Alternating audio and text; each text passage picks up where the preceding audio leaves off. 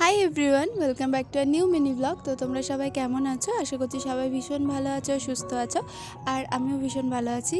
তো সকালটা শুরু করলাম এক গ্লাস গরম জল দিয়ে, তারপরে স্নান করে পুজোটা সেরে নিয়েছিলাম। আর চলো তোমাদের দেখাই আজকে দুপুরে আমাদের কি কি লাঞ্চে মেনুতে হয়েছিল। আজকে হয়েছিল হচ্ছে করলা ভাজা, এদিকে হয়েছিল লাল শাক, ডাঁটা সর্ষে, আর হয়েছিল মাছের কালিয়া।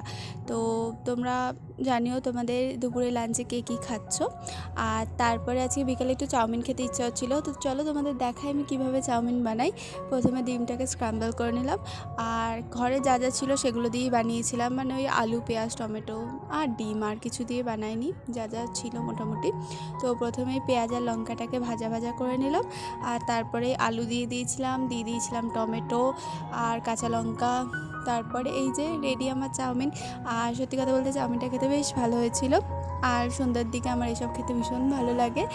তো রাতের ডিনারে চলো দেখাই কি কি হয়েছিল। আজকে রাতের ডিনারে হয়েছিল হচ্ছে সব সবজি দিয়ে একটা তরকারি। আর সত্যি কথা বলতে এই তরকারিটা খেতে দারুণ লাগে, মানে সব সবজি থাকে।